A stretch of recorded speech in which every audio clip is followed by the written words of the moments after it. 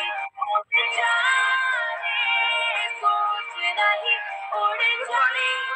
morning, everyone. Very good morning, ma'am. Yes, sir.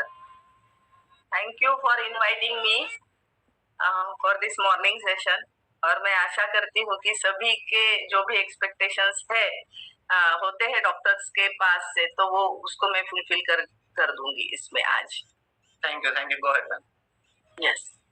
So once again, good morning to everyone and welcome all to this my success GPS.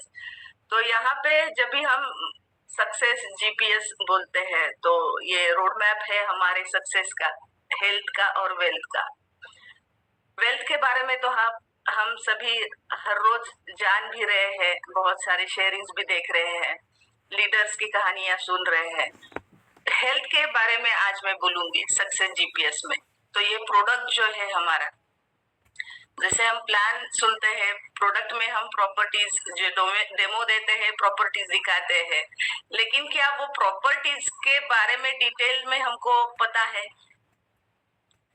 कि ये properties क्यों आती है, इसके पीछे का साइंस क्या है, ये पता है? तो आज इसके बारे में हम थोड़ा सा जान लेंगे. इसके पहले मैं मेरा थोड़ा इंट्रोडक्शन आपको दे देती हूँ. मैं डॉक्टर संगीता जाधव मुंबई से हूँ, दादर में प्रैक्टिस करती हूँ. 30 साल के ऊपर मेरा प्रैक्टिस है. मेरा स्पेशलिटी पीडियाट्रिशियन में है. मैं पीडियाट्रिशियन हूँ, तो चाइल्ड स्पेशलिस्ट, बाल रोग चिकित्सक और international board certified lactation consultant हूँ. एक ऑर्गेनाइजेशन है बीपीएनआई महाराष्ट्र, उसकी मैं सेक्रेटरी हूँ. ये ऑर्गेनाइजेशन के थ्रू हम 8 राज्यों में, भारत के 8 राज्यों में वी आर ट्रेनिंग पार्टनर्स. हम ट्रेनिंग पार्टनर्स है राज्य सरकार के 8 राज्यों में और यूनिसेफ के. तो यहाँ पे हम बच्चों में होने वाला कुपोषण दूर करते हैं. जो 5 साल के नीचे के बच्चे होते हैं उनमें डेथ रेट जो होता है उनका, वो कम करने में कुछ गाइडलाइंस बनाते हैं, स्ट्रेटेजीज बनाते हैं, वो ट्रेनिंग देते हैं डॉक्टर्स को, नर्सेस को, आंगनवाड़ी वर्कर्स को, हेल्थ वर्कर्स को. इसी तहत मैंने जो हमारा इंडियन एकेडमी ऑफ पीडियाट्रिक्स है, उसमें एक अलग सा चैप्टर रहता है infant, maternal infant and young child nutrition. So माँ का, नवजात शिशु का और यंग बच्चों का पोषण के बारे में. तो उसका एक अलग सा बुक रहता है, उसमें मैंने 3 चैप्टर्स लिखे हैं. और 4 साल से मैं केंगन का प्रोडक्ट पानी यूज कर रही हूँ. कोविड के फर्स्ट वेव में ये मेरे पास आया था. और शुरुआत में जैसे हमेशा सबको लगता है कि क्या पानी इतना सब कुछ कर सकता है क्या. मुझे इतना डाउट नहीं था, क्योंकि मेरा पॉलीक्लिनिक था. वहां पे जो एक डॉक्टर दूसरे आते थे, वो अल्कलाइन डाइट के ऊपर काम करके रोगों, बीमारियां ठीक करते थे. तो हमारे घर में पूरा अल्कलाइन डाइट चलता था. तो पानी अल्कलाइन है, डाइट अल्कलाइन अच्छा होता है, तो पानी अल्कलाइन भी अच्छा ही होगा, इसमें इतना डाउट नहीं था. लेकिन स्केप्टिज्म ऐसा था कि हम ऑलरेडी डाइट पे काम कर रहे हैं, तो पानी पे क्यों, मतलब इतना महंगा क्यों फिर, ऐसा. लेकिन संजय सर, मेरे हस्बैंड, उन्होंने ये प्रोडक्ट का डेमो देखा था. कोविड था, क्योंकि फर्स्ट वेव था, बहुत ज्यादा मुंबई में ये था, सोशल डिस्टेंसिंग और ये बहुत ज्यादा था, प्रॉब्लम भी मुंबई में ज्यादा थे. तो डॉक्टर तुकाराम मावले पुणे से, जो type 1 diabetes reversal specialist, chronic disease reversal specialist है, तो वो डॉक्टर होने के कारण वो ट्रैवल कर सकते थे. उन्होंने मेरे हस्बैंड को डेमो दिया था. वो डेमो पार्किंग में हुआ था, सोशल डिस्टेंसिंग मेंटेन करके, और वो कन्विंस हो गए थे ये प्रोडक्ट के बारे में. जब मुझे बोला तो मैंने बोला हम तो कर रहे हैं, और दूसरा मार्केट में सस्ता तो है ना दूसरा प्रोडक्ट, इतना महंगा क्यों, क्योंकि किसी और ने मुझे दूसरे प्रोडक्ट के बारे में भी बताया था और जिसको मैंने निगलेक्ट किया था. मतलब उस वक्त भी मैं कम प्राइस था इसलिए मैंने उसको लिया था मन पे, ऐसा नहीं, क्योंकि हम at the age of beyond 50 के आगे थे हम लोग, और टचवुड हमारे घर में सभी हेल्दी थे, बीपी डायबिटीज कुछ नहीं था. तो इतना इम्पोर्टेंस हमको नहीं लगा था उस वक्त। तो अगर लेना है तो ये क्यों? तो संजय सर ने दो बातें मुझे बताई थी। एक तो ये प्रोडक्ट जापान का है, मेरे पास गाड़ी भी टोयोटा की थी, इनोवा, और मुझे उसके ऊपर बहुत ट्रस्ट था। वो तो एक प्रोडक्ट जापान का है, इसलिए ये महंगा है, उन्होंने मुझे बता दिया। महंगा मतलब कीमती है, महंगा तो नहीं बोला था, ये कीमती है। दूसरा है कि जो पेस्टिसाइड्स निकालने के लिए, हाँ उन्होंने मुझे बताया तुम डाइट पे तो काम कर रही हो, लेकिन क्योंकि डेमो उन्होंने देखा था, मैंने नहीं देखा था, तो ये डेमो में ऐसा भी कुछ है कि ये सब्जियों में से हम पेस्टिसाइड निकाल सकते हैं, क्या तुम्हारे पास कोई सोल्यूशन है ऐसा? तो मैंने बोला था हाँ, ये तो नहीं है मेरे पास। दूसरा एक था कि उसमें जो 2.5 pH का सैनिटाइजर पानी आता है, तो ये भी पानी आता है उसमें जो हर एक प्रकार के बैक्टीरिया, वायरस, फंगस को मार देते हैं। तो वो है क्या? क्योंकि उस वक्त बहुत सारे लोग केमिकल सैनिटाइजर यूज करके एलर्जी वो सब सह रहे थे, तो वो भी नहीं है मेरे पास। हाँ, तो ये मैं इसको कॉम्प्लीमेंट कर सकती हूँ, ऐसा मुझे लगा। मेरा जो लाइफस्टाइल चल रहा है उसको मैं पानी का कॉम्प्लीमेंट कर सकती हूँ, इसलिए मैंने हाँ बोला, क्योंकि बाकी और कुछ दिक्कत नहीं थी, पैसे का कुछ दिक्कत नहीं था। हमने प्रोडक्ट SD501 बुक किया था, लेकिन संजय सर ने फिर ये होता है ना सेकंड ओपिनियन ले, तो उन्होंने किसी फ्रेंड के साथ में बात किया, उनको पूछा कि ऐसा ऐसा है, मैं वो डिवाइस ले रहा हूँ, तो क्या बोलता है। लकीली वो फ्रेंड अच्छा था। जो हम बोलते हैं 3 प्रकार के लोग मिल सकते हैं हमें, जो प्रोडक्ट के बारे में हमको निगेटिव कर सके, लेकिन ये बंदा अच्छा था। उसने बोला देख भाई, मुझे तो ये पता नहीं है प्रोडक्ट के बारे में, लेकिन मेरे जीजा जी यूज कर रहे, तुम उससे बात करो। उनका फोन नंबर शेयर किया, संजय सर ने बात किया, तो उन्होंने उनसे बात किया, प्रोडक्ट तो बहुत अच्छा है सर, गो अहेड, लेकिन आप एक बार इन्वेस्ट कर रहे हैं तो टॉप मॉडल है SD5 सुपर 501, वही बुक करना। तो ऑलरेडी पेमेंट हो चुका था, उसके बाद उन्होंने कंसल्ट किया था, तो हमने अपग्रेड करके सुपर 501 ले लिया। जब प्रोडक्ट घर में आया तो एक्चुअली मुझे सरप्राइजिंग हुआ। जो डाउट मेरे मन में था, मुझे लगता था कि मैं डाइट के ऊपर काम कर रही हूँ और बहुत अच्छे हैं हम, हेल्दी है। पानी इस्तेमाल करने के बाद मेरे ध्यान में आया कि ये बहुत अमेजिंग है, क्योंकि एनर्जी लेवल बहुत बढ़ गई थी शुरुआत से। मुझे माइग्रेन था, क्योंकि ये हम नहीं बोलते हैं कि जो बड़ी बड़ी बीमारी है तो ही हम बोलते हैं कि हाँ मुझे सेहत अच्छी नहीं है, कि ऐसा कुछ है घर में, डायबिटीज, BP ऐसे ये होता है तो बोलते हैं, अदरवाइज बोलते हैं वी आर हेल्दी, क्योंकि वो हर रोज का नहीं होता है ना माइग्रेन। तो वो माइग्रेन में मुझे रिजल्ट आया। मुझे इवनिंग में थकान होती थी, चिड़चिड़ापन आता था, जो एनर्जी मॉर्निंग में थी वो शाम तक नहीं रहती थी, उसमें फर्क आया। और क्योंकि वो कोविड का फर्स्ट वेव था, घर में मेड्स किसी के नहीं थे, राइट, खुद को ही काम करना पड़ता था, उसके बावजूद वो थकावट चली गई, माइग्रेन चला गया। देन आई थॉट कि इसमें दम है, ये प्रोडक्ट में दम है। जो मैं काम कर रही थी इतने सालों से, टू बी अंडरलाइन, इतने सालों से, 30 साल का मेरा प्रैक्टिस है, तभी तो मेरा मोर देन 25 इयर्स का प्रैक्टिस था। इतने सालों से कर रही थी, बाकी मैं ठीक थी, लेकिन यहाँ पे मुझे रिजल्ट नहीं मिला था उससे, जो रिजल्ट मुझे यहाँ से केंगन वाटर से मिला। देन उसके बाद मैंने 1.5 साल तक वो प्रोडक्ट खुद यूज किया था। हमने ये प्रोडक्ट डेफिनेटली सिर्फ और सिर्फ यूजर करके ही लिया था। ये घर में रिजल्ट आने के बाद तुकाराम सर, लेकिन सर के कनेक्शन में थे, मैंने तो सर को देखा भी नहीं था, मैंने सुना भी नहीं था कभी। फिर वो सर को बोलते थे कि क्योंकि उनको पता था मेरा जो प्रोफाइल है उसके बारे में, तो मैडम को बोलिए सर आप इसमें थोड़ा ध्यान दे करके, इतना प्रोडक्ट बढ़िया है, मैडम थोड़ा सीरियसली लेंगे तो कुछ कर सकते हैं। फिर भी मैं नहीं ले रही थी। एक्चुअली मुझे ये मैसेज नहीं देना है, मुझे ये मैसेज देना है कि आपके घर में अगर रिजल्ट आता है अब तुरंत उसको स्प्रेड करो लोगों के पास, क्योंकि मैं जब सेकेंड वेव ऑफ कोविड जब मैंने डिसीजन लिया इसको प्रमोट करने का लोगों को, क्यों, एक वजह थी कि डॉक्टर्स के ग्रुप में किसी ने फंड रेजिंग के लिए ये डाला था मैसेज व्हाट्सएप ग्रुप में, डेंटिस्ट बाय प्रोफेशन, बढ़िया खुद का क्लिनिक, कोविड में सभी बंद था, इमरजेंसी सिर्फ चालू था, आप सबको पता है। उसको हॉस्पिटल का ईएमआई देने के लिए पैसा नहीं था, क्यों, क्योंकि उसके हस्बैंड का जॉब चला गया था, ही वॉज नॉन मेडिकल, दोनों के पैसे कोविड में खत्म हो गए थे।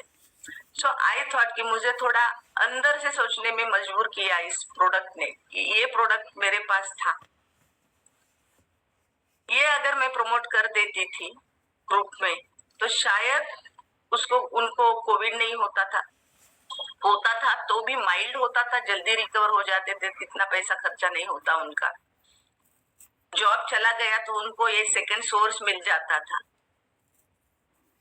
इनकम का, जो पैसिव इनकम है। और कोविड में तो बहुत सारे ये रियल मायने में कोविड में बहुत पिकअप किया, क्योंकि हेल्थ का प्रोडक्ट था और लोग हेल्थ में बहुत कॉन्शियस हो गए थे कोविड में, तो ये मुझे प्रमोट करना चाहिए था। तो उसके बाद मैंने एक्चुअली शुरुआत की। तो ये लॉस ऑफ डिले है, तो मैं आप सभी को यहाँ पे अपने अनुभव से बोलती हूँ कि ये रिग्रेट कभी अपने मन में ना आए कि शायद ये प्रोडक्ट मैंने इसको बोल दिया होता, इसमें तो दोनों अच्छे थे, जिंदा थे, लेकिन कभी ऐसा होता है कि हमारे नजदीक वाले लोग होते हैं, कुछ प्रॉब्लम होता है, लेकिन हम हिचकिचाते हैं कि क्यों इसको बोले, हम ये कुछ उल्टा बोलेगा या ऐसा करेगा। तो यहाँ पे वो नहीं रखना है, क्योंकि उनका इंटेंशन हमारा अच्छा है, भले सामने वाला रिजेक्ट कर देता है, लेकिन हमारा क्योंकि इंटेंशन अच्छा है, सामने वाले का भला हो, हेल्थ वाइज वेल्थ वाइज, तो ये प्रोडक्ट बोल देनी है। अपना कर्म हमको करना है, डिसीजन लेना उनका काम है, तो वो उनके ऊपर छोड़ना है। फिर मैंने जब सोचा कि इसको मुझे बोलना है, तो मैंने रिट्रोस्पेक्टिव स्टडी चालू किया, क्योंकि हमको पता है जब भी कोई बीमारी नहीं होती है, बड़ी बीमारी, तो रिजल्ट भी जल्दी ध्यान में नहीं आते उतने। तो क्या क्या रिजल्ट आए, ये रिट्रोस्पेक्टिव स्टडी मैंने शुरू किया हमारे घर में। तो मेरा तो मुझे माइग्रेन और इसका दिखा, मेरे हस्बैंड संजय सर, उनको ड्राई आईज की बीमारी थी, उनको आर्टिफिशियल टीयर्स डालने पड़ रहे थे आंखों में हर 4 घंटे के बाद, और उनको बोला था ये आपको लाइफ लॉन्ग डालना है। तो उनका वो टीयर्स डालना बंद हुआ था, क्योंकि आंखों का जो हाइड्रेशन था वो अच्छे से अंदरूनी ठीक हुआ था। नेचुरल जो लैक्रिमेशन ये होता है, पानी आंख में, पानीदार आंख बोलते हैं ना, तजेलदार आंख, तो वो नेचुरल होना चाहिए, नहीं तो ड्राइनेस है तो वहां पे इरिटेशन होता है, रेडनेस आता है, क्योंकि वो ड्राई है, तो वो जब भी अपने आईलिड ऊपर नीचे होती है तो वो डैमेज करता है, तो उनका वो बंद हो गया था। मेरी बेटी का एडोनाइड की वजह से उसको हमेशा रिपीटेड वायरल फीवर होता था, वो बंद हो गया। और मेरी माँ जो 80 प्लस की थी, उसकी बीपी की और नींद की दवा बंद हो गई थी। तो ये बेसिक स्टडी मेरे घर का था। फिर मैंने प्रमोट करना शुरू कर दिया, और करते करते अभी तक लगभग 1,500 के ऊपर के पेशेंट्स है कि जिनको एसिडिटी से लेके कैंसर तक आइदर उनकी दवा बंद हो गई है या कम हुई है, और कोई है जो कम्प्लीटली रिकवर हो गया है।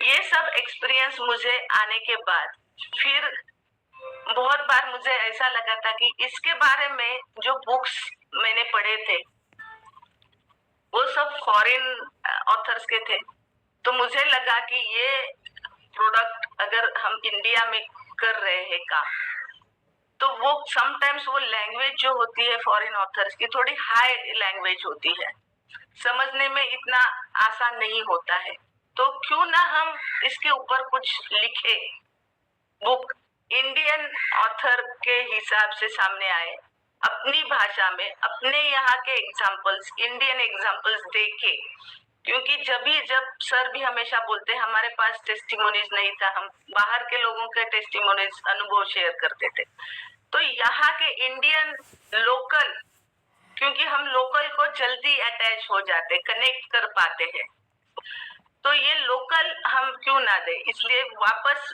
मैंने पूरा डीप में स्टडी करके, मतलब प्रैक्टिकल में तो कुछ डाउट ही नहीं था, कैसे काम करता है प्रोडक्ट ये सब था, लेकिन अगर मुझे नॉलेज देना है, बुक लिखना है, तो और इन डेप्थ मुझे स्टडी करना था। तो वो करके मैंने वो पूरा बुक लिखा, इंग्लिश का बुक लिखा सबसे पहले। पुणे में जो प्रोग्राम हुआ था वहां पे इनॉग्रेशन पे ही 24 घंटे में 300 से ऊपर copies at a time sale हो गई थी। फिर डिमांड आ गई थी, फिर मैंने हिंदी बुक लिखा था, क्योंकि द पर्पस मेरा था कि इंडियन लिखना है तो इंडियन लैंग्वेज भी चाहिए। लैंग्वेज, ये मेरा बुक का कवर है, alkaline awakening a new wave of health.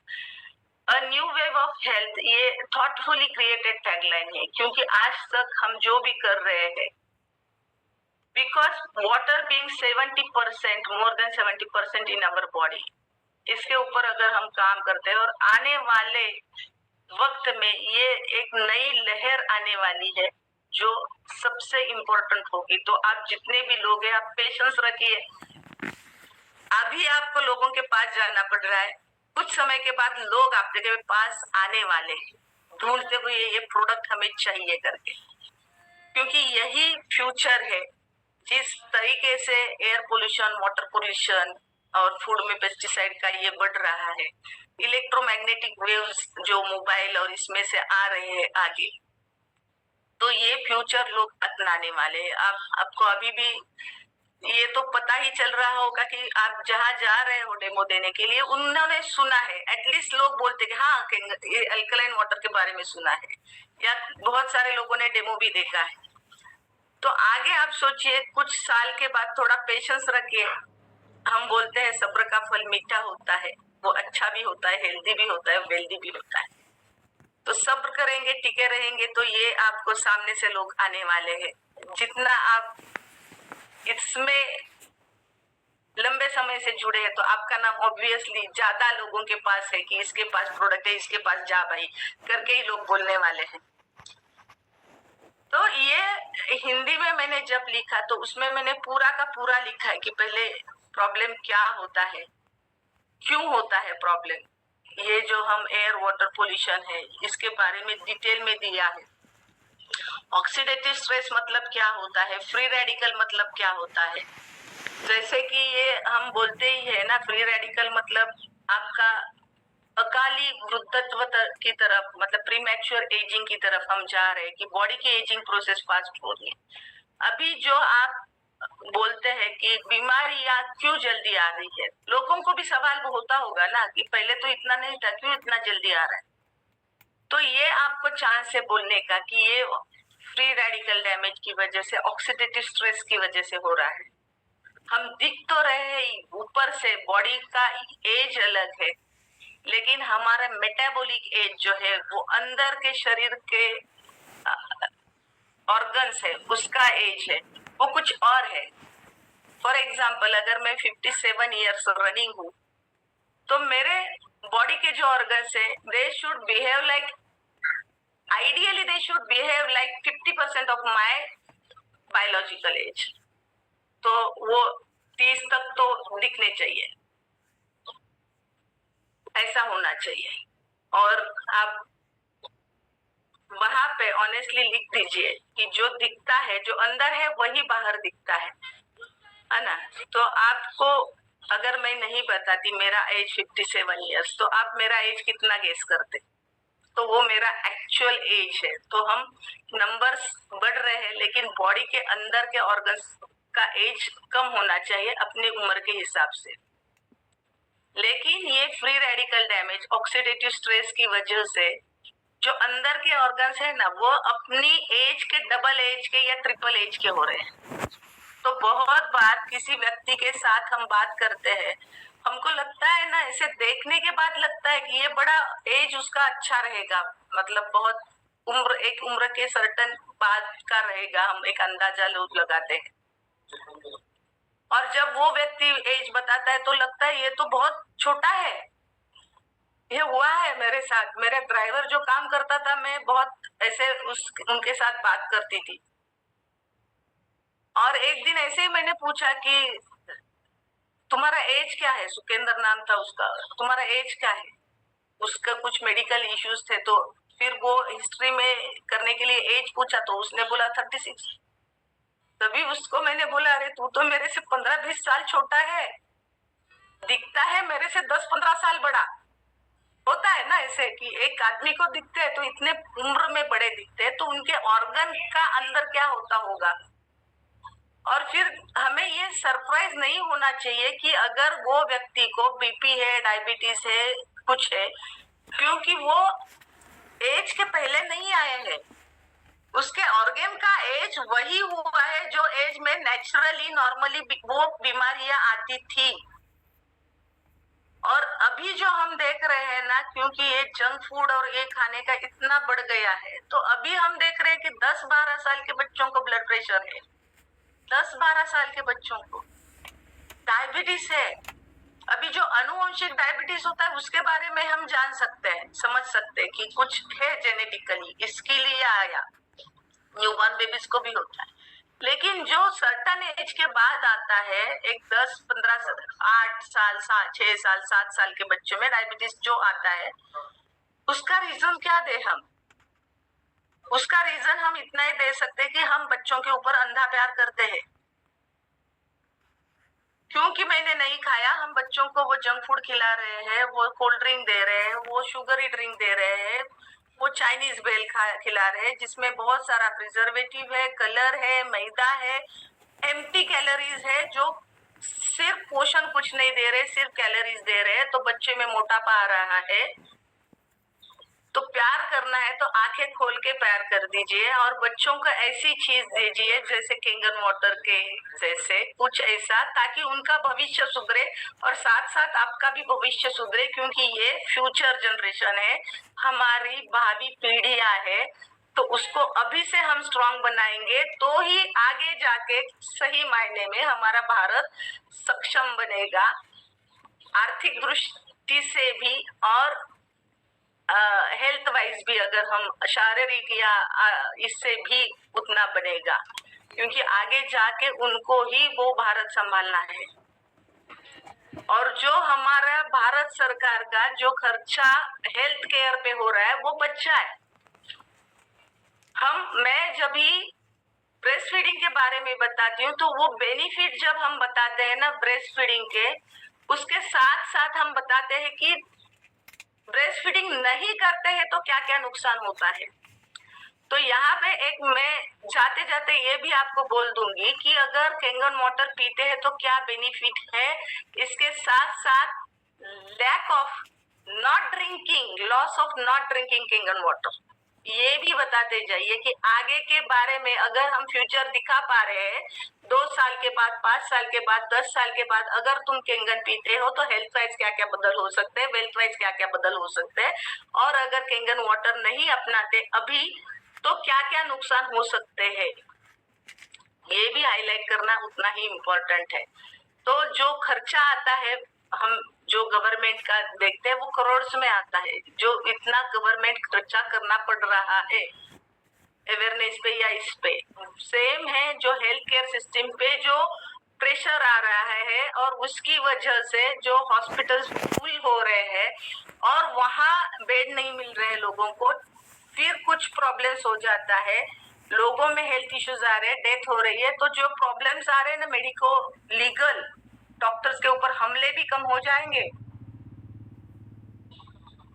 Government का पैसा तो बचेगा ही बचेगा, लेकिन डॉक्टर्स को जो दूसरी नजर से देखते हैं ना, वो भी नजरिया बदल जाएगा। हम जब कोसते हैं ना सामने वाले को, हम हमेशा बोलते कि ऐसे जब बोलते हैं तो 3 उंगलियां हमारे पास सामने आती है, तो वो लेवल तक जाने में डॉक्टर ने ट्रीट नहीं किया अच्छे से, इसलिए मेरा पेशेंट गया, ये बोलने से पहले हम बोल सकते हैं कि मैंने मेरे बॉडी के साथ क्या किया, उसकी वजह से मैं वो लेवल पे पहुंचा जहां पे मैं यू टर्न नहीं ले पाया, हेल्थ में रिवर्स नहीं ले पाया। और अगर रिवर्स हम ले सकते थे पैसा डाल के तो राकेश झुनझुनवाला आज जिंदा होता। एक सर्टन टाइम के बाद हम यू टर्न नहीं ले पाते हैं, keep that always in mind. तो ये हमेशा जितने ज्यादा लोगों के पास अवेयरनेस करो, इंटेंशन के साथ करो, अच्छा इंटेंशन ही है हमारा कि सामने वाले का भला हो, वो काम हो जाएगा। नहीं लेना नहीं लेना वो उनका है, अपना कर्मा हम करेंगे, इतना तो सुकून रहेगा कि मैंने किया था मेरा कर्मा। लेकिन उसके नसीब में शायद नहीं था, क्योंकि उसका कर्मा भी तो है, उसका कर्मा भी तो है। अगर उसके कर्मा में उसको डिसीज ही है और ऐसी ही मौत है, तो उसको वैसी ही मौत मिलने वाली है, हम कुछ नहीं कर सकते। तो ये बुक में मैंने पूरा का पूरा लिखा है कि डिहाइड्रेशन स्टेट में क्या होता है। जब भी बॉडी में डिहाइड्रेशन, जब हम माइक्रो क्लस्टरिंग प्रॉपर्टीज बताते हैं, आज ग्लोबली डिहाइड्रेशन की एक समस्या है। मैं हमेशा बोलती हूँ, हम बोल रहे हैं 72% पानी है बॉडी में, आप स्कैन करो अपना बॉडी और वाटर लेवल चेक कर लो अपने बॉडी का, 72% नहीं मिलेगा। क्यों? क्योंकि जो पानी आज हम पी रहे हैं वो मोटा है, हेवी है, वो एब्सॉर्ब ही नहीं हो रहा है सेलुलर लेवल पे। और जब डिहाइड्रेशन होता है तो खून जो होता है वो गाढ़ा होता है अपने आप। तो अगर गाढ़ा खून है, उसको जो अगर नसों में बहना है, मुझे जो पतला लिक्विड मुझे ड्रेन करना है, अगेंस्ट ग्रेविटी भी अगर मुझे फोर्स करना है या विद ग्रेविटी भी मुझे अगर पंप करना है, कुछ चीज अगर पतली है तो जल्दी जाएगी, लॉजिक है, लॉजिक है। पतली है तो जल्दी जाएगी, गाढ़ी है तो मुझे प्रेशर लगाना पड़ेगा, तो ब्लड प्रेशर आ गया ना, विस्कोसिटी बढ़ रही है ब्लड की, ये सब मैंने बुक में एक्सप्लेन कर दिया है। तो अगर विस्कोसिटी बढ़ रही है तो उसको नसों को प्रेशर देना पड़ेगा। तो जो लोग बोलते हैं कि केंगन पानी से होता है क्या रियली और कैसे होता है, तो कैसे का ये रिसर्च आंसर है कि ब्लड जब ये पानी जब एब्सॉर्ब हो रहा है बॉडी के अंदर, तो सब बॉडी फ्लूइड्स इंक्लूडिंग ब्लड, उनका लेवल जो जितना चाहिए उतना रहेगा। जैसे मैंने सर का एग्जांपल दिया था, आंखों का उसका ड्राइनेस था, उनका कम हो गया। जो खून में है उसका जो लेवल मेंटेन रहा तो वो अच्छे से फ्लो होगा, फिर रेजिस्टेंस नहीं होगा उसको फ्लो होने के लिए, सही है, क्योंकि उसका ब्लड वॉल्यूम भी मेंटेन हुआ और थिकनेस भी मेंटेन हुआ। थिकनेस मतलब थिननेस बोलूंगी मैं ब्लड के हिसाब से, उसका थिननेस भी मेंटेन हुआ, तो वो इजीली फ्लो हो जाएगा, तो बीपी अपने आप कम होना शुरू हो जाएगा। ये है माइक्रो क्लस्टरिंग। और डिहाइड्रेशन जब होता है, जैसे खून भी गाढ़ा होता है और खून स्लो बहता है तो वो स्लो स्पीड से जाएगा, तो दिमाग में पहुंचते पहुंचते कितना टाइम लगेगा, मतलब वो सेकेंड्स में ही होता है। लेकिन जो ऑर्डिनरी बहेगा नॉर्मल, उससे तो थोड़ा स्लो बहेगा।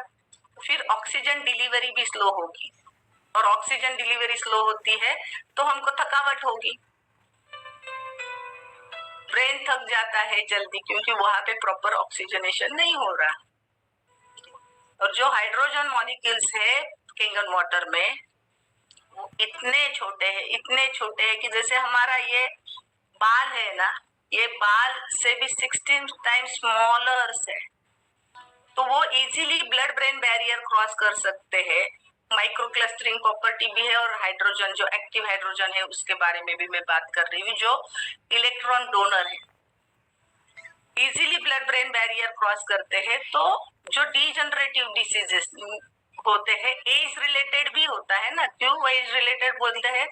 क्योंकि बॉडी इतना डिस्चार्ज हो रही है हमारी, तो बॉडी की यंग एज में जैसे बच्चों की वुंड जल्दी हील हो जाती है, जैसे एज आगे जाती है, डायबिटीज वगैरह होता है, तो वुंड हीलिंग नहीं होता है। क्यों नहीं होता है? क्योंकि वही रीजन है, फिर सर्कुलेशन नहीं है, ऑक्सीजन सप्लाई नहीं अच्छे से नहीं है, इसकी वजह से वो हीलिंग नहीं हो पा रहा है। सर्कुलेशन अच्छा हो रहा है, ऑक्सीजनेशन अच्छा हो रहा है, तो वहां पे बैक्टीरिया इन्फेक्शन नहीं बढ़ेगा, है ना। जैसे अगर हम कुछ एक आध चीज हम डब्बा बंद करके रखेंगे, कुछ धान्य है जिसमें पेस्टिसाइड नहीं है, बंद करके रखेंगे और उसको खोलेंगे ही नहीं, हवा ही नहीं देंगे, क्या होगा? सड़ जाएगा ना। वैसे ही अपने ऑर्गन सड़ रहे हैं, क्योंकि उसको हवा भी नहीं मिल रही है, अच्छी हवा जो ऑक्सीजन चाहिए वो नहीं मिल रहा है। और इसलिए जब वो ब्लड ब्रेन बैरियर क्रॉस करता है, तो यहाँ पे लोगों को फिर ध्यान में आता होगा कि जो यहाँ पे भी क्लॉट है उसको भी पिघल देता है, क्योंकि इन अ वे 11.5 pH ब्लड थिनर का काम करता है। और जो लोग कोविड होके गुजरे हैं या जिन्होंने वैक्सीन लिया है, वेरी बोल्ड स्टेटमेंट अगेन, उनको पोस्ट कोविड बहुत ज्यादा मॉर्बिडिटी सहन करनी पड़ रही है। जो दवाइयां लिए थे उन्होंने, तो सडन हार्ट अटैक का इंसिडेंस बढ़ गया है। हिप जॉइंट का नेक्रोसिस, एवियन बोलते हैं, अवेस्कुलर नेक्रोसिस, क्योंकि वहां पे दूसरा चांस नहीं होता है नए वेसल्स बनने का। अगर किसी चीज का ब्लड सप्लाई कम होता है तो बॉडी की नेचुरल टेंडेंसी होती है कि साइड में दूसरा सर्कुलेशन के रास्ते बनाए, लेकिन हिप जो है वो ऐसा है कि वहां पे जो नस है वहां पे रीजनरेशन का चांस नहीं है। वो अगर ब्लॉक हो गई तो वो हड्डी जो होती है वो नेक्रोसिस होना, डेड होना शुरू हो जाता है, फिर वो रिप्लेस करना पड़ता है, मतलब हिप रिप्लेसमेंट सर्जरी। ये बढ़ गई है पोस्ट कोविड। तभी तो ये था कि बहुत खुले से बात करना मना था, लेकिन अभी बहुत सारे डॉक्टर्स भी ओपनली एक्सेप्ट कर रहे हैं। Sudden paralysis, sudden heart attack, hip replacement surgeries ये बहुत कॉमन हो गए पोस्ट कोविड, पर्टिकुलरली जिनको होके गया या जिन्होंने वैक्सीन लिया उनको भी। और जिनको हो गया है उनको भी बोलते हैं कि वो ब्लड थिनर का गोली चालू रखना है, ऐसे बोलते हैं, क्योंकि ब्लड का क्लॉटिंग टेंडेंसी बढ़ता है वो दवा की वजह से। इसलिए कोविड में जिन्होंने दवा ली ना, उनका शुगर सर्ज हुआ, डायबिटीज हुआ, या ये इसके लिए वो फेज में हुआ था ज्यादा, और किसी का आगे भी कंटिन्यू हुआ। तो ये 11.5 ब्लड थिनर का काम करता है, कोलेस्ट्रॉल कम करने का काम करता है। तो जो रिस्क फैक्टर होते हैं हार्ट अटैक के, ये इसको भी ये कम करेगा because of its micro circulating microcluster property. और इलेक्ट्रॉन डोनर का जो काम करता है, जिसको मैं हमेशा बोलती थी, वो मैंने उसमें भी लिखा है कि फ्री रेडिकल्स कैसे होते हैं। तो ये ऐसे स्कूल के बच्चे अगर देखते हैं तो शरारती टोली होती है ना, हर इसमें एक थोड़ा ऐसा अलग सा कुछ मुझे कांड करने वाले रहते हैं बच्चे की, ये अलग स्ट्रीम में रिप्रेजेंट खुद को करने के लिए, तो शरारती टोली के नाम में मैंने दिया है। तो वो अपने साथ साथ उनके संपर्क में जितने भी बच्चे आते हैं उनको भी क्या करते हैं, स्पॉइल करते हैं ना। तो वैसे ही वो फ्री रेडिकल है जो ऑक्सीडेटिव स्ट्रेस है, या उसको मुक्त कण बोलते हैं, वो क्योंकि वो खुद मुक्त है वो काम नहीं कर सकता, इंस्टेबल बन गया, अनस्टेबल भी बोल सकते हैं, अभी अनस्टेबल बन गया, तो उसको स्टेबल होने के लिए एक इलेक्ट्रॉन चाहिए, तो वो अपने पास नहीं है, तो क्या करता है, उसके बाजू वाला है ना, तो वो पेयर में रहते हैं हमेशा इलेक्ट्रॉन्स। तो वो एक पेयर दो में से एक लॉस हो गया तो वो फ्री रेडिकल बन गया। ऐसे दो के पेयर रहेंगे, तो एक पेयर में का भी एक चला गया तो वो फ्री रेडिकल सेल बन गई। वो डायग्राम के साथ मैंने एक्सप्लेन किया है बुक में। ये फ्री रेडिकल सेल बन गई, तो उसको वो इलेक्ट्रॉन चाहिए तभी जाके वो स्टेबल बनेगी, तो उसके पास नहीं है। और हमारे बॉडी में हम जो खा रहे हैं नेचुरल एंटीऑक्सीडेंट्स है, हम डेमो में भी बोलते हैं, लेकिन इतना हम खा नहीं रहे हैं उतने लेवल पे जितना चाहिए उतना। सेकंड है कि उसमें भी पेस्टिसाइड है, तो उतना एब्सॉर्ब भी नहीं हो रहा है, उतना काम भी नहीं हो रहा है, तो बहुत ज्यादा मात्रा में खाना पड़ेगा, और बॉडी में लोड बहुत है तो वो इनसफिशिएंट है उतना सब फ्री रेडिकल डैमेज कम करने में। तो वो क्या करेगा, उसके बाजू की जो सेल है ना, उसका फ्री रेडिकल मांगने से नहीं मिलता है तो वो चुरा लेता है। तो ये सेल, फिर वो सेल फ्री रेडिकल बन गई, फिर वो वही करेगी, फिर वो दूसरे उसके जो नेबर है उससे वो चुरा लेगी। तो ये श्रृंखला होती है, फ्री रेडिकल चेन रिएक्शन हम बोलते हैं उसको, फ्री रेडिकल चेन रिएक्शन। तो ये श्रृंखला है, और ऐसे करते करते वो बॉडी का ऑर्गन अगर ऑक्सीडाइज हो गया तो वो बॉडी का ऑर्गन काम करना बंद कर देता है। लेकिन अगर मैं बोलूं कि हमारा कैंगन वाटर है वो रिचेस्ट इन एंटीऑक्सीडेंट, इसलिए हम बोलते हैं एक ग्लास कैंगन वाटर का 16 कप ग्रीन टी के बराबर है। लेकिन क्या आप 16 कप ग्रीन टी पी सकते हैं दिन में? पीना चाहिए पहले, वो हार्म करेगा, क्योंकि बहुत मॉडरेशन की रहता है, बहुत ज्यादा अच्छी भी चीज है तो उसका टॉक्सिक रिएक्शन आ जाएगा। जैसे अगर डार्क चॉकलेट इज एंटीऑक्सीडेंट, लेकिन कब आप 1 या 2 पीस खाएंगे तो, लेकिन आप पूरा भर के रोज खाएंगे तो you will end up in some disease. तो Kangen water is strongest antioxidant on earth. तो इसके पास मुबलक प्रमाण में इलेक्ट्रॉन्स है जो वो फ्री रेडिकल सेल्स को हील करेंगे, स्टेबल करेंगे बिना खुद को नुकसान पाए, क्योंकि यहाँ वहां पेयर नहीं है।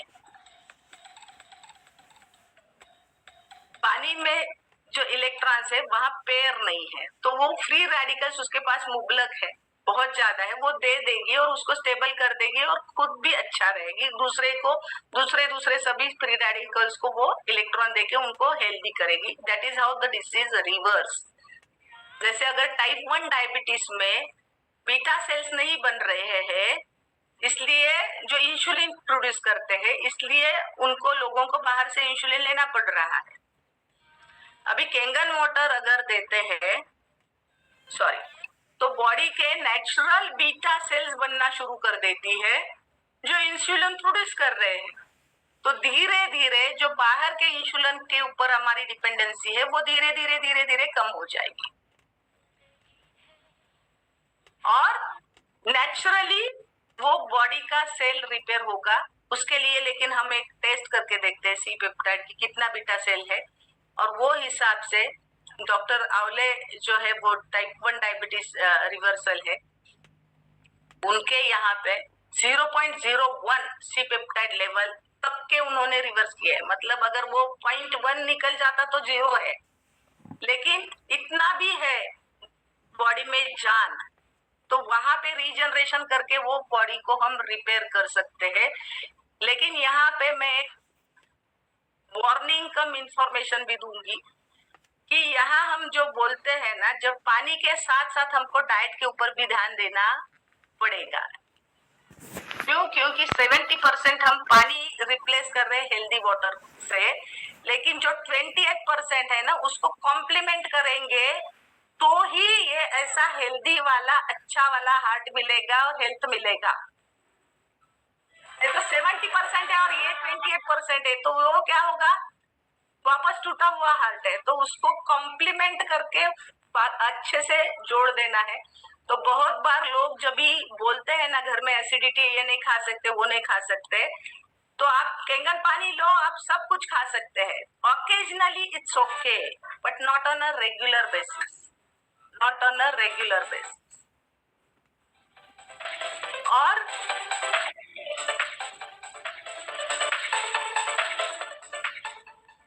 यहाँ से आगे जाके जो केंगन वाटर है वो डीएनए भी रिपेयर कर सकता है। अभी जो हम अनुवंशिक बोलते हैं, अनुवंशिक तैयार कहाँ से हुआ? क्या पहले नहीं था? तो पहले के जमाने में अगर हम लोग देखेंगे तो इतनी सारी बीमारियां हम सुनते थे। भले उस वक्त डॉक्टर बहुत ज्यादा नहीं थे, लेकिन इतनी सारी बीमारियां नहीं सुनते थे जो आज छोटे बच्चों में से भी होते हैं, वो नहीं सुनते। और हम बोलते कि नहीं, ये तो अनुवंशिक है, ये तो जेनेटिक है, मेरे दादा पापा को भी था, उनके पापा को भी था, तो मेरे को होना ही है। एक तो हम एक्सेप्ट कर रहे हैं तो उसको बुलावा ही दे रहे हैं, और दूसरे है वो जीन, क्योंकि आप अगर देखेंगे आपके पिताजी या उनके पिताजी तक का हिस्ट्री रहेगा, शायद उसके और आगे एक जनरेशन का है रहेगा, उसके पीछे का जनरेशन का हिस्ट्री नहीं है। और जब से ये हरित क्रांति हुई है, पेस्टिसाइड का यूज हुआ है, उसके बाद ही ये धीरे धीरे करके ये डिसीजेस आ रहे हैं। और जहां हम अनुवंशिक बोलते हैं, जेनेटिक बोलते हैं, तो एक जनरेशन में सपोज परदादा को 60 एज में आई थी वो बीमारी, डायबिटीज है या ब्लड प्रेशर है, तो दादा को वो 10 साल पहले आती है, तो 50 में वो बीमारी आती। फिर पिताजी को और 10 साल पहले आएगी, क्योंकि वो डीएनए डैमेज हो रहा है ना, वही डैमेज डीएनए आगे की जनरेशन की ओर जा रहा है।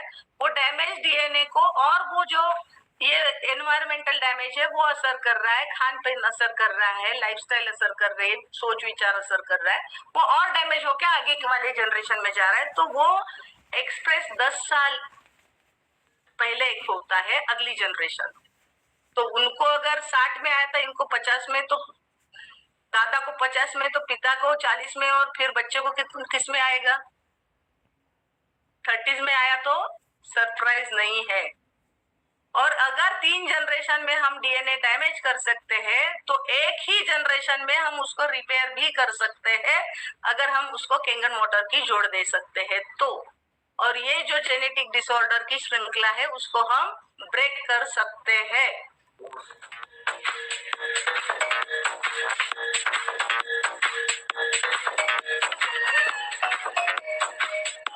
तो ये सब मैंने बुक में लिखा है।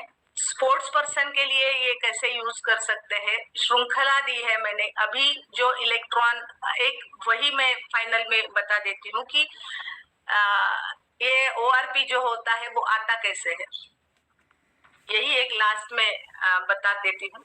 तो जैसे हमें पता है ये इलेक्ट्रोलाइटिकली रिड्यूस्ड वाटर है पहले तो, है ना। मतलब हम उसमें जो केमिकल्स है वो निकाल देते हैं, हेवी मेटल्स केमिकल्स वो निकाल देता है पानी, तो रिड्यूस होता है। अगर मैं 100 या 1 लीटर का मैं इनपुट देती हूँ तो आउटपुट मुझे ड्रिंकिंग का है 700 मिलेगा और 300 मुझे वो जो केमिकल्स हो वो हटाने में जाएगा। तो इसके लिए इसको इलेक्ट्रोलाइटिकली रिड्यूस्ड वाटर भी बोलते हैं, ERW रिड्यूस्ड है। और जब वो निकालता है तो नेचुरल, जैसे हम बोलते हैं ना झरनों का पानी जैसे बहते बहते आएगा तो वो गिरते गिरते आता है जब पानी, उसको हम लाइव वाटर क्यों बोलते हैं, नेचुरल वाटर जो बहता हुआ पानी उसको लाइव क्यों बोलते हैं, क्योंकि वो जब बहते हुए गिरते हुए आएगा तो उसके जो मॉलिक्यूल्स है H2O केमिकल फॉर्मूला है वो H2O ब्रेक हो जाता है H+ एंड OH- में, हाइड्रोक्सिल आयन और OH-। तो ये H2O का ऐसा गट्ठा नहीं है, तो सेपरेट आयंस है। और साथ साथ जब वो पत्थरों के ऊपर, रेत के ऊपर से बहेगा तो उसमें से मिनरल्स भी एब्सॉर्ब करता है।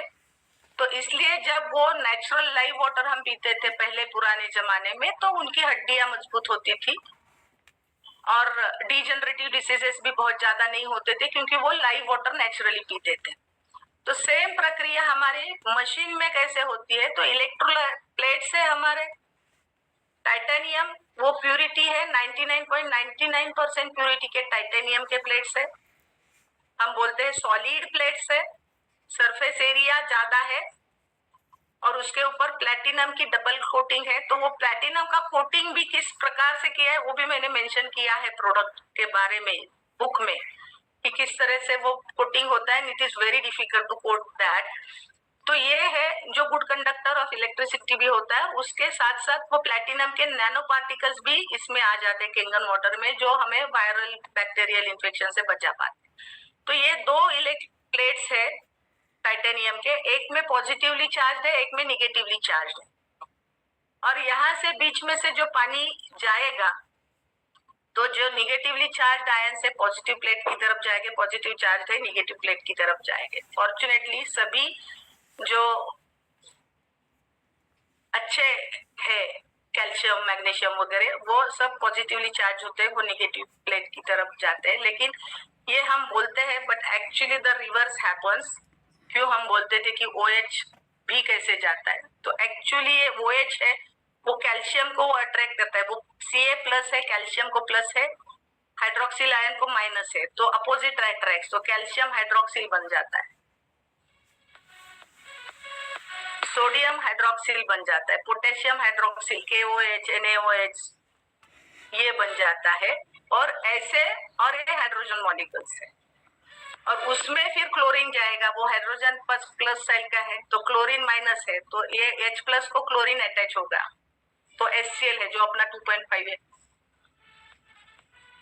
और जो सल्फाइड वगैरह वो सब निगेटिव वो हाइड्रोजन आयंस को जाएंगे और फिर वो हमें पानी मिलेगा। और जब वो पानी हम पीते हैं और पीने के बाद फिर वो जब जाएगा वहां पे तो वो जहां चाहिए वहां पे वो जाने के बाद वो छोटेगा, वो बॉन्ड जो होता है फिर वो इतना टाइट बॉन्ड नहीं है,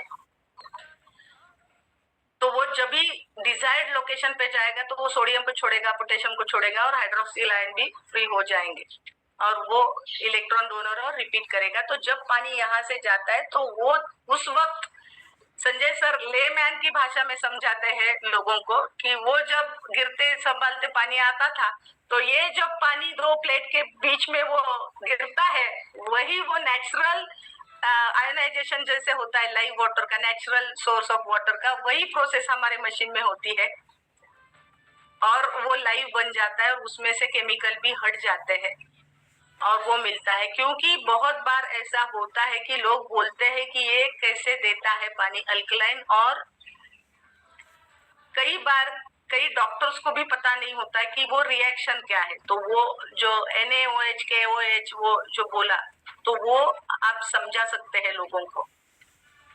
दूसरा एक होता है कि वो पेस्टिसाइड कैसे निकलता है, ये रहता है डाउट लोगों को।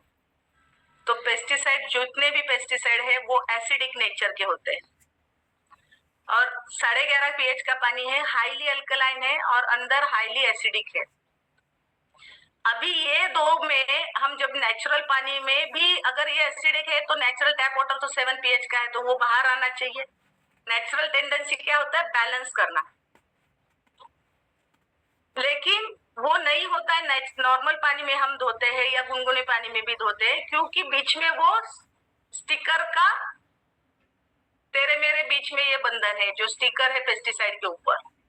जब तक ये बंधन नहीं हट जाता है, वो अंदर के पेस्टिसाइड अंदर ही लॉक हो जाते हैं, बाहर नहीं आ पाते। कैंगन वाटर उसको जो परत को हटा देता है, स्टिकर को हटा देता है।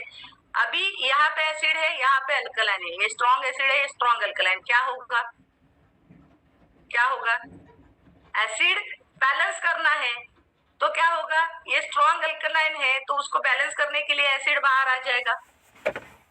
ये स्ट्रॉन्ग अल्कलाइन है तो उसको बैलेंस करने के लिए 11.5 अंदर जाएगा। तो ऐसे वो पेस्टिसाइड्स निकालते हैं। तो ये क्वेश्चन भी बहुत बार आता है फील्ड पे जाने के बाद, तो पेस्टिसाइड कैसे आप इसमें से निकल पाते हैं और आप कैसे बोल सकते हैं। तो वो नेचुरल है जो बैलेंस करता है अल्कलाइन और ये, और इसीलिए हम जब बुखार होता है तो वो बुखार कम करने के लिए बोलते हैं कि उसको टैप वाटर से उसको स्पंजिंग करो या टैप वाटर से नहीं लाओ, क्योंकि ये गर्मी ऊपर से मैं ठंडा पानी, ठंडा नहीं बोलते, टैप वाटर ही, जो उसके लिए ठंडा ही है। बुखार अगर 102-103 है तो उसके लिए टैप वाटर का 37 डिग्री भी ठंडा ही है। और यहाँ पे पानी लगाते हैं तो अंदर की हीट बाहर आने लगती है और बॉडी का टेम्परेचर डाउन होता है। Same thing happens with pesticide. So thank you so much. I hope आपके यहाँ पे मैं आपको दे पाई वैल्यू प्रोडक्ट के बारे में। अगर हम बोलेंगे तो उसमें बहुत बहुत मतलब बात कर सकते हैं। प्रोडक्ट छोटा है लेकिन बात अगर डिटेल में करेंगे तो बहुत ज्यादा है। तो उसके लिए आसान तरीका है, मेरा बुक है, लिखा है, जिसमें सभी बातें हमने एक्सप्लेन की है मैंने। तो आप वो पढ़ सकते हैं और लोगों को भी दे सकते हैं जिसने मशीन लिया, ताकि वो एटलीस्ट वो मशीन यूजर करके भी आए हैं ना, तो एटलीस्ट वो सही तरीके से सही ढंग से मशीन का पानी प्रोटोकॉल यूज करे। क्योंकि ये थर्ड पार्टी हो जाता है इन्फ्लुएंस। हम अगर बताते हैं तो वो सिर्फ मतलब एक यहाँ से सुनते हैं, यहाँ से बाहर जाता है, लेकिन थर्ड पार्टी अगर बोलता है, कुछ अथॉरिटी अगर बात करती है, मतलब हम बोलते हैं सुनार लगता है कान को प्रिक करने के लिए। तो यही काम मैंने बुक में किया है। Wow, thank you so much, तरीके से ma'am. काम करेंगे। Thank you so much. हमें बहुत लर्निंग